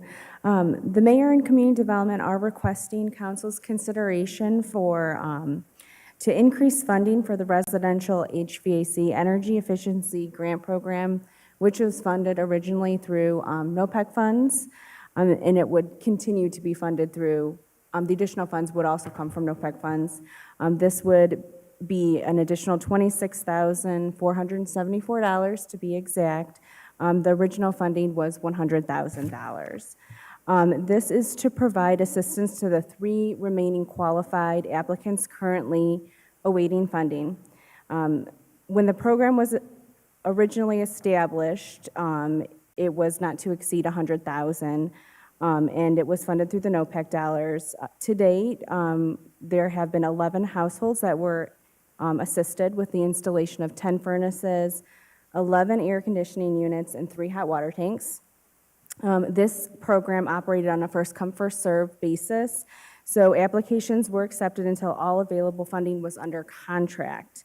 The 3 households before you today submitted their applications, completed all eligibility requirements before the $100,000 allocation was officially fully committed. So they were kind of like in the process until we got all the contracts signed. So there was conversations about being able to help these just 3 additional applicants. There was still NOPEC funding available to the city. And so this is what you have before you today. We are also requesting emergency passage of this legislation so these projects can move forward immediately following full council consideration on July 6th. All 3 households are in need of air conditioning replacement, and emergency passage will help ensure these residents receive assistance as quickly as possible. Importantly, this additional funding will continue to be provided through NOPEC funds and will not require the use of general fund dollars. We respectfully request council's approval of this legislation and its emergency passage, and I would be happy to answer any questions. Thank you, Mrs. Almabayed. I'll open it up to the committee or council members for comment. Finance Director Pileski, you're probably going to answer one of my questions. Through you, Mr. Chair, did you say 26,475? 26,474. 74. Come on, Ted. Thank you, Law Director Deary. That's a dollar. Through you, Mr. Chair. So the anticipated committee report will be amending the original ordinance, which is 2026-29, to increase the original not to exceed. And we'll make it a nice round number of $130,000. So Thank you for the clarification. with an emergency clause due to the program timing and requirements of the applicants. Thank you. Before I read the committee report, are there any further discussion? Thank you. We've considered the matter of an increase to the funding amount for the residential HVAC energy efficiency program and an amendment not to exceed amount in ordinance 2026-29 and legislation be drawn amending, authorizing an increase of funding for the said program. The funding provided through is provided through NOPEC funds and will aid the remaining qualified applicants. The total is not to exceed $130,000. Emergency clause is requested to get the project under contract as soon as possible. I entertain a motion from Community Development. So moved. Moved by Mr. Lippian, second by Mrs. Mitchell. Question's been called. All in favor? Aye. Opposed? Motion carries. On behalf of Finance, can I get a motion? Moved. Second. Motion's been made and properly seconded. Question's been called. All in favor, use the voting sign aye. Aye. Opposed? Motion carried. Thank you. Moving on to agenda item number 4, which is the matter of a downtown historic redevelopment program application for improvements at 523 Broad Street and 525 Broad Street. And this is referred by Assistant Safety Service Director Calvert. And there are 2 committee reports for each property, just so you're aware. Thank you, Mrs. Calvert. Welcome back. Thank you. It's been a while, so it's good to see you again. Through you, Chair. So we received 2 grant applications, for one for 523 Broad Street, the other for its neighbor, 525 Broad Street. 523 is the Foundry Event Center. We are requesting consideration of a downtown historic redevelopment grant for Triad Investment Company for roof replacement at the Foundry Event Center. The total project cost is $63,560 with an eligible reimbursement of $31,780. The roof is experiencing ongoing leaks and deterioration, creating an urgent need for replacement. The project has received design review approval, Landmarks Commission comments have been received, and the Elyria Economic Development Committee recommended approval immediately prior to tonight's meeting. We are requesting emergency passage to allow the repairs to proceed as quickly as possible. If you have questions, Mr. DeBron from Foundry Event Center is here to answer them, if you have any questions. Thank you, Director Calvert. At this time, I'll open it up to committee members for discussion for Mrs. Calvert or the applicant. All right, seeing none, I'll read the committee report. And this is for 523 only, and then we will read 525 to follow. All right, just so we're clear. Thank you. We've considered the matter of a downtown historic redevelopment program application as requested by Triad Investment Company, LLC, for improvements at 523 Broad Street, and legislation be drawn authorizing said program application. Please note this was approved by the EEDC Committee on June 8th, 2026. Emergency clause is requested. I'll entertain a motion from Community Development. Moved by Mrs. Mitchell. Second. Second by Mr. Doney. Question's been called. All in favor? Aye. Opposed? Motion carries. Thank you. On behalf of Finance, can I get a motion? So moved. Second. Motion's been made and properly seconded. Question. Question's been called. All in favor, use the voting sign aye. Aye. Opposed? Motion carried. Thank you. Moving on to committee report for 525 Broad Street. We've considered the matter of a downtown historic redevelopment program application as requested by Triad Investment Company, LLC, for improvements at 525 Broad Street, and that legislation be drawn authorizing the said program application. Please note this was approved by the EEDC Committee on June 8th, 2026, and emergency clause is being requested. I'll entertain a motion from Community Development. Quick discussion. Discussion? Perhaps for the public, a quick rundown of the Downtown Historic Redevelopment Program, where the money comes from, how it gets facilitated, stuff like that, just for people to know educationally. Yeah, absolutely. So the Downtown Historic Redevelopment Grant Program is a reimbursable matching grant of up to $50,000 for buildings within downtown Elyria who are either listed on the National Historic Registry or are considered as contributing to that historic character and nature of the downtown district. Then that is a formal designation by the federal government. So something that you can apply for, or in our historic assessment by somebody much more qualified than I am to determine what is a historic building, will give that a designation. So that's something already prearranged, pre-formalized. So those buildings, in an effort to restore as many of them as possible and get them back into good use, we created this historic redevelopment grant. So it is to put buildings that are past their useful life into good, back into useful life, to whether that be for a new use, whether it be to improve life safety conditions or mechanical systems, whatever it is, to get them back in good use. And by matching with a maximum of $50,000, that means 50% of the project is eligible for that grant reimbursement. So the max you can get is $50,000 if you have an eligible $100,000 project. It is funded through the Elyria taxpayers, so through our, I still refer to it as Issue 6, Economic Development Funds, but it was an Issue 6 most recently. The 2016 half% income tax. 2016 half% income tax. So it is funded for, it is funded through that mechanism, and it is, again, for economic development purposes for the city. Thank you to Director Calvert for your in-depth explanation. Any further discussion? Call for the question. Or we already, this is for 525. No motion had been made yet, Mr. Chair, Oh, it's for roof replacement. but I'd be happy to make the motion. What's that? I'll entertain a motion from Community Development. Motion. So moved. Motion been made. Second. Question. All in favor? Aye. Aye. Opposed? Thank you. I'm not going to do mine like Oh, that. Can I get a sorry. motion from Finance, please? Second. Motion's been made and properly seconded. Question's been called. All in favor, use the voting sign aye. Aye. Opposed? Motion carried.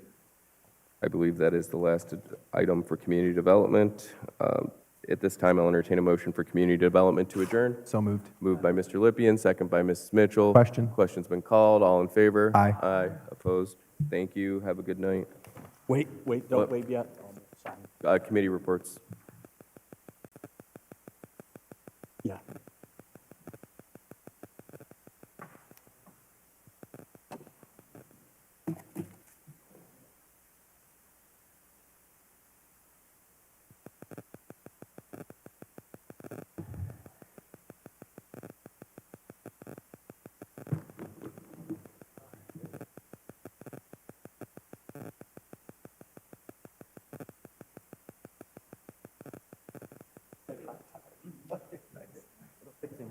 Oh, yes.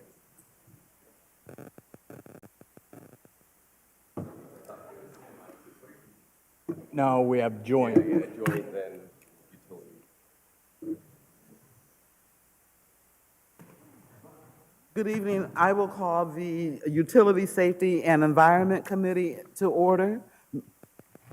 Finance will continue on in the joint meeting with finance, in the joint meeting with utilities. The first item on the agenda for this evening is the matter of approval of meeting minutes for the joint Utility, Safety, and Environment Committee and Finance Committee meeting, which took place on May 26, 2026, as circulated on June 4th, 2026. Can I get a motion from Community So moved, Development? Madam Chair. Second. 1, 2. Oh, it's from Utilities. I'm sorry, the motion should be from Utilities. I So- am utilities. Oh, you sure are. I'm sorry. It's been moved and properly second. All those in favor say aye. Aye. Opposed? Motion carried. On It's behalf been a of long night. finance, can I get a motion? So moved. Second. Motion's been made and properly seconded by my committee. Question? Question's been called. All in favor, use the voting sign aye. Aye. Opposed? Motion carried. Thank you. It's been a long night, sorry. I know. The next item on the agenda is the matter of a water supply revolving loan account fund application and agreement for the Gulf Road Water Main Improvement Project. Engineer Schneider. Thank you, Madam Chairman. As council is aware, the city is looking to sell water to Sheffield. As part of that, we are looking to do some improvements.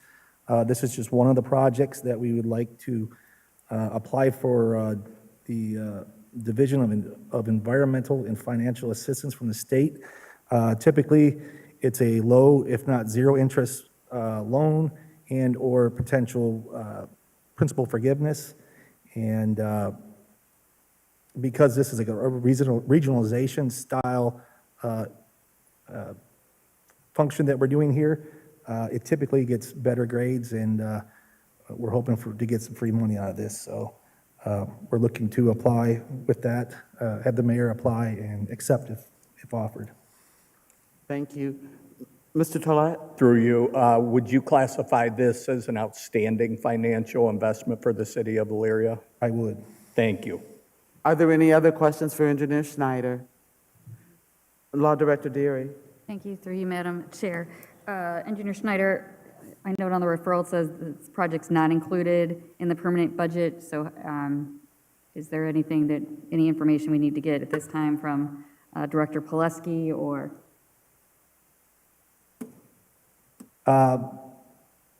Yes, I mean, it's not included in the budget because we didn't know where we were going at the time when the budget process was going through, but typically, yeah, you are correct that we were going, the way they used to do these loans, they would actually pay directly.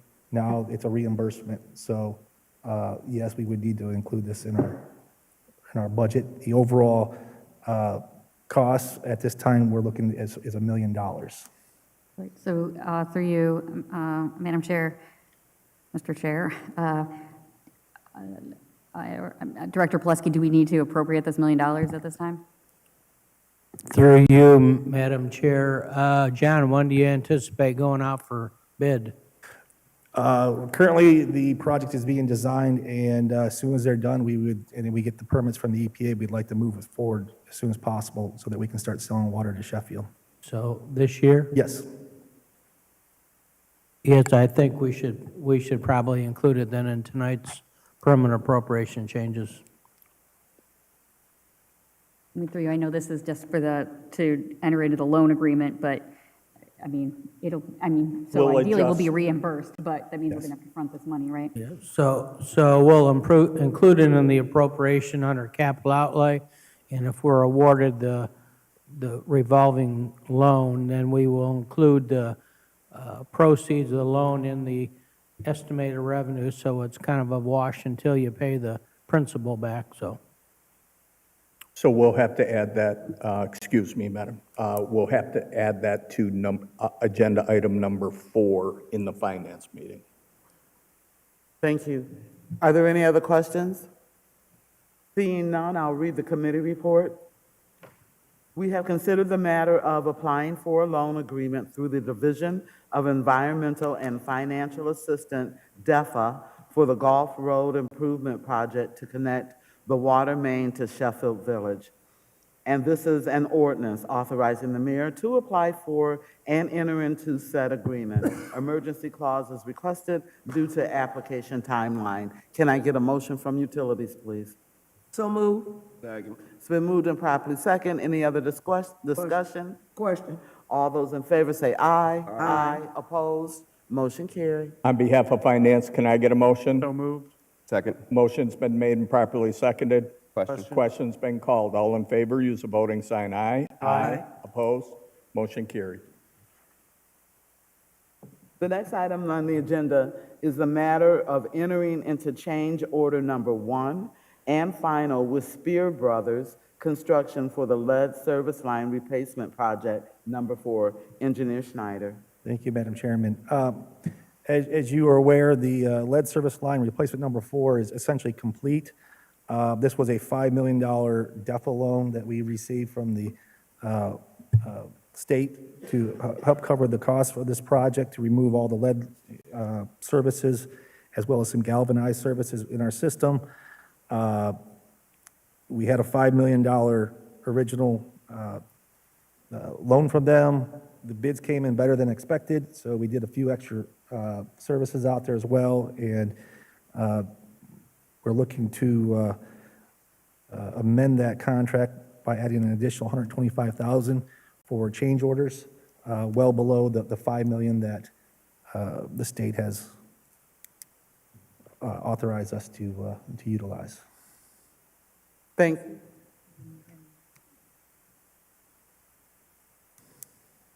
Do you want an emergency clause on this? Yes, please, sorry. Mr. Van Warmer? Thank you, through you, chairs. Honestly, just a thank you. Obviously, the diligence that you put into this and asking for 5 and coming in 4.8, I mean, it's great to see the savings there and still getting the work done and getting even more done than we expected. So thank you for your work on this. Thank you. Mr. Sarah? Through you, Madam Chair, do you know when they're going to be finished? Because St. Jude's has not been rehabbed completely yet.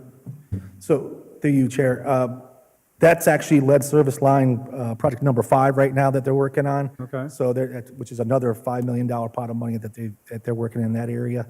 I don't have a schedule, but at this time with me, but I can get you some better answers tomorrow. They have done, I know they did Longfellow as far as the rehab, not Hawthorne in the next 2 or 3. Not sure about any other ones in that area yet. Yeah, They have them in, but the gravel and holes and grass seed. Yes, we have, through you, Chair, we are aware. Like I said, I can get you a schedule from our water distribution tomorrow, if you'd like. I'd appreciate that very much. Thank you. Not a problem. Finance Director Kolesky? Through you, Madam Chair, John, is the 125, you think that's covered under the appropriation, or? Yes, I believe this was one of the last projects that they paid directly to the contractor. Right. Okay. Are there any other questions? Seeing none, I'll read the committee report. We have considered the matter of change order number 1, excuse me, and final with Spear Brothers Construction for the lead service line replacement number 4 project. And this is an ordinance authorizing to enter into the said change order. Original amount, $4,678,290. Change order number one, $125,000, 2.67% change. Final contract amount, $4,803,290. Emergency clause is requested. Can I get a motion, please, from utilities? So move. Second. Moved and properly second. Any other discussion? Question. All those in favor say aye. Aye. Opposed? Motion carried. On behalf of Finance, can I get a motion? So moved. Second. Motion's been made and properly seconded. Question's been called. All in favor, use the voting sign aye. Aye. Opposed? Motion carried. The next item on the agenda is the matter of entering into change order number one with Extreme Excavating LLC for the 2025 sanitary and storm sewer repairs. Engineer Schneider. Thank you, Madam Chairman. With all the hard work from the wastewater collections department, they've identified lots of issues out there between the street resurfacing projects that we do, as well as the sewer lining projects that we're doing out there. So I'd actually like to make a change to this referral as well. Instead of entering into a change order one for $150,000, we'd like to move that to $200,000. It's as we believe that'll get us through the rest of this year. It is included in our budget overall, so we did include this money in our budget. Actually had more than that, and the contractor is willing to hold his prices for 2025. So we're probably getting a better deal than we typically would get. So with inflation and the oil prices going as crazy as they are, he's willing to hold those prices for us. So if he can continue on, so. We'd also like this to be passed as an emergency as well. Law Director Deary. Thank you, through you, Madam Chair. So, Engineer Schneider, so the change order amount, instead of $150,000, would be $200,000? Correct. And then final contract will be $446,828? Is Correct. that what we're doing? Okay. Thank you. Are there any questions for Engineer Schneider? Hold on a minute, and I'll read the committee report.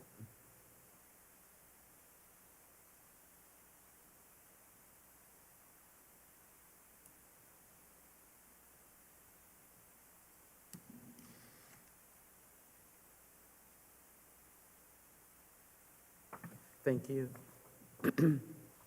We have considered the matter of change order number one and final with Extreme Excavating LLC for the 2025 sanitary and storm sewer repairs.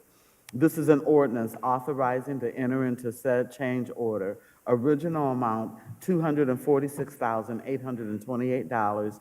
Change order number one, $200,000. Final contract amount, $828,000. Emergency clause is requested to continue to provide service. Can I get a motion from utilities, please?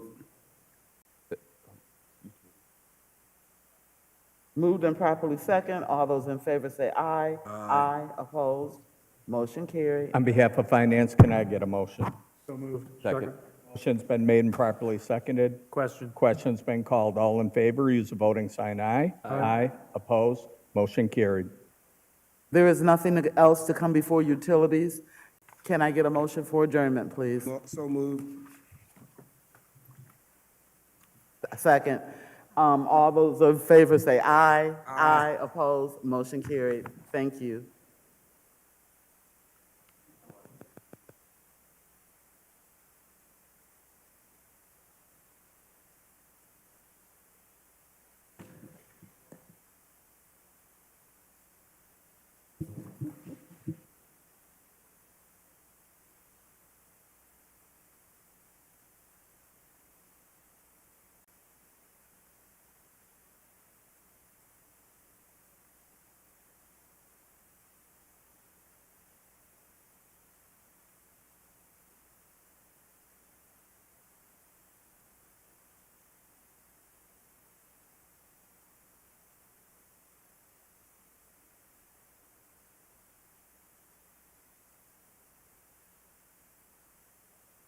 This time, we'll continue on with finance, and for the record, this council is blessed to have Mrs. Mitchell as its president. I wanted you to know that. I don't want anything. I want all the streets paved that you want. So, no, you've done a nice job tonight.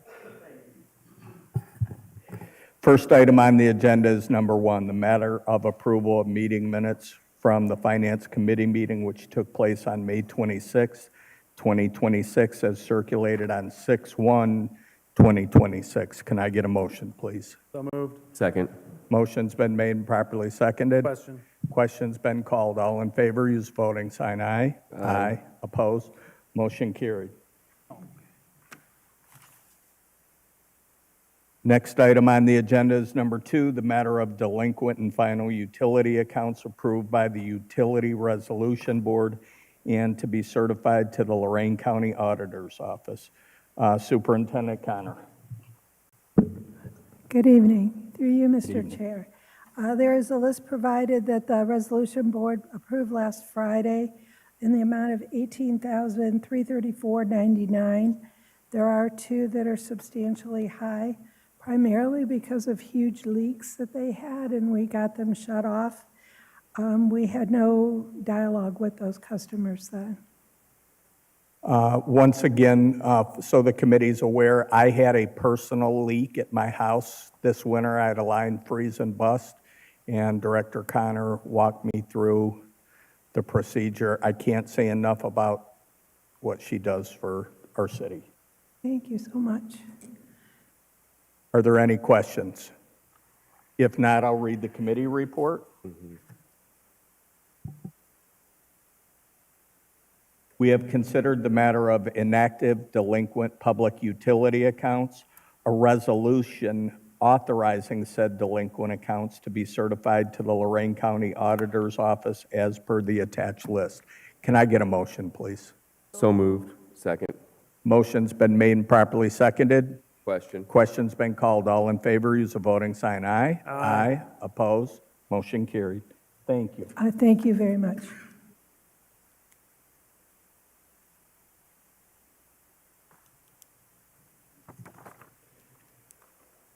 Mr. Schneider, you're going to have to call. Get this.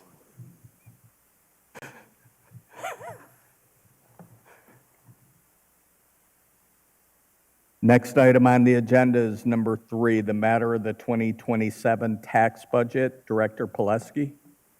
Thank you, Mr. Chair. So before you is the 2027 tax budget. We prepare and submit this document every July to the Lorraine County Budget Commission, and this becomes our starting document for how much we can appropriate by fund type in the next year. So the first column is estimated balance of cash at the end of December 2026, beginning of 2027 by fund type. And then, excuse me, you have to report estimated real estate taxes separately and local government allocation separately, and then all other revenue items are under other sources. So that's all done by fund type, which are general fund, the TIF funds, special revenue funds, debt service funds, capital project funds, enterprise funds, internal service funds, trust and custodial funds, and the Elyria Public Library Fund. So all in all, I would say we have probably 80 funds maybe. So this, once passed by council, we'll submit this to the Lorraine County Budget Commission, and it will be amended at the end of the year, beginning of next year, to replace the estimated cash balance with actual cash balance, and be amended throughout the course of next year as revenues come in or don't come in, and as we appropriate and do the final budget in March of 2027. So the general fund beginning balance going into 2027, I'm still anticipating that our cash balance will drop by $3.2 million this year. And so we'll be starting with just shy of 9.3 million estimated. And, excuse me, still looking at, obviously, taking a conservative approach, and we'll be probably depleting more of our cash balance in 2027. I've got it down as just shy of 3.5 million at the end of 2027. I think actually it'll be better than that, but that's where I'm going to start it out in the general fund. And then all the other funds are pretty typical. So upon your approval and upon council approval, I'll submit it to the Budget Commission. Thank you to our multi-decade award-winning finance director. Any questions for Director Pileski? If not, I'll read the committee report. We have considered the matter of the 2027 tax budget and ordinance authorizing the finance director to establish the tax budget for the year 2027. Can I get a motion? So moved. I'm sorry. This will be an emergency. Still Thank- moved. Still second. Motion's been made and properly seconded. Question. Question's been called. All in favor, use the voting sign aye. Aye. Opposed? Motion carried.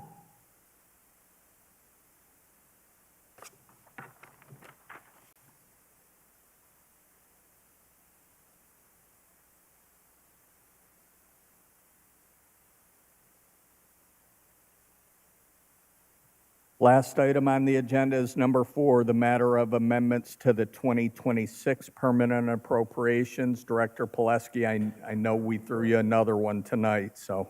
Thank you, Mr. Chair. So we have two tonight. The first one being in General Fund, Community Development Department, Operating and Maintenance, adding, the exhibit I have down is 32,600, but I'm going to change that to 30,000 based on the discussion tonight about the HVAC program, because I believe the not-to-exceed figure is now 130,000. So we had 100,000 in the budget, so adding 30,000 to that. And then in the water fund, water miscellaneous capital outlay, adding 1 million to that line item due to the discussion we had with John regarding the Gulf Road water line project to supply water to Sheffield. Okay. Are there any questions from the committee? If not, I'll read the committee report. We have considered the matter of amendments to the 2026 permanent appropriation and ordinance authorizing to amend the said permanent appropriations as per the attached. Can I get a motion, please? So moved. Second. Motion's been made and properly seconded. Question. Question's been called. All in favor, use the voting sign aye. Aye. Opposed? Motion carried. Thank you. If there is no other business to come before this committee, I will accept a motion to adjourn. So moved. Second. Motion's been made and properly seconded. Question. Question's been called. All in favor, use the voting sign aye. Aye. Opposed? Motion carries. Good night, everyone. Thank you. Yes, please sign the committee report before leaving. Our next meeting will be July 6th. Next council meeting will be July 6th.